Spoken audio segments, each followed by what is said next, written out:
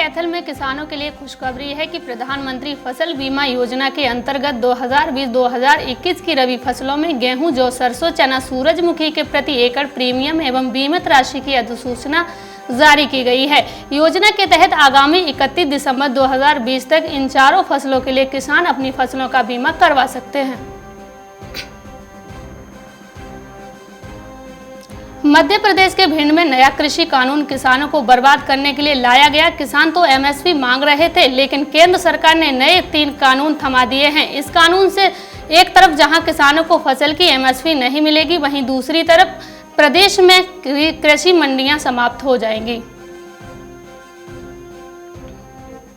दिल्ली में किसानी आंदोलन और बाहरी राज्यों को सब्जियों की कम हुई सप्लाई के कारण सब्जियों के दाम लगातार गिर रहे हैं। ऐसे में जहां सब्जियां उगाने वाले किसान मायूस हैं, तो वहीं आड़तियों को भी इस मार का सामना करना पड़ रहा है। उत्तर प्रदेश के संभल में पिछले 10 दिनों में कोहरा और पाला काफी पड़ रहा है। कोहरा और पाला के गिरने से किसानों की खेतों में खड़ी आलू की फसल पर नुकसान तो होगा ही, साथ ही सरसों की फसल भी इस कोहरे और पाले की चपेट में आ सकती है, जिससे फसलें कई प्रकार की बीमारियों की चपेट में आ सकती हैं, जिससे किसानों को चिंता सताने लगी है। मध्य प्रदेश के नरसिंहपुर के किसानों पर संकट मंडरा रहा है। किसानों की सितंबर में खराब हुई सोयाबीन की फसल के बाद अब अरहर की फसल पर खराब होने की आशंका है। फसलों पर पाला पड़ गया है। खासकर वे किसान तो बेहद परेशान हो जाएंगे जो किसी दूसरे के खेत पर अपनी फसल उगाते थे। राजस्थान के मालपुरा में बोई गई टमाटर की फसल शीतलहर के चपेट में आने से नष्ट होने लगी है, जिसके चलते किसानों को काफी आर्थिक नुकसान उठाना पड़ सकता है। किसानों का कहना है कि उपखंड क्षेत्र में लगभग 500 बीघा में टमाटर की फसल की बुआई की गई थी, जो शीतलहर की चपेट में आ गई है।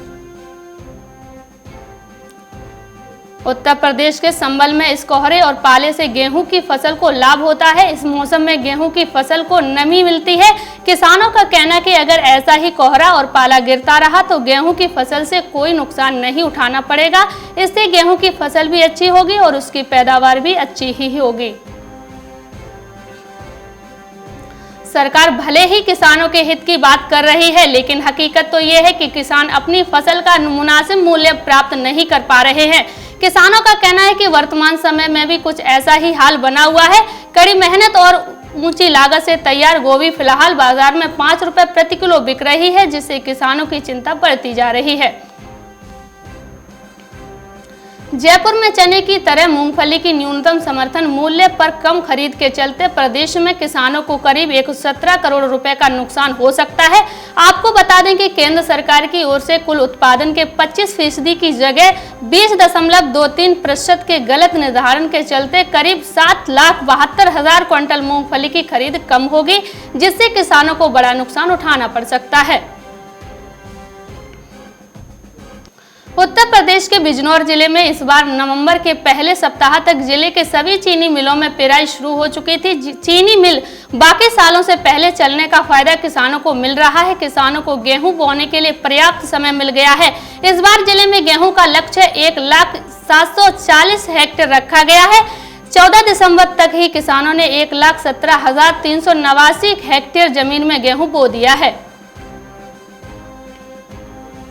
मध्य प्रदेश के झाबुआ में किसान आंदोलन का असर अब जिले में भी दिखाई पड़ने लगा है। फलों की आवक कम होने के कारण दाम बढ़ते जा रहे हैं।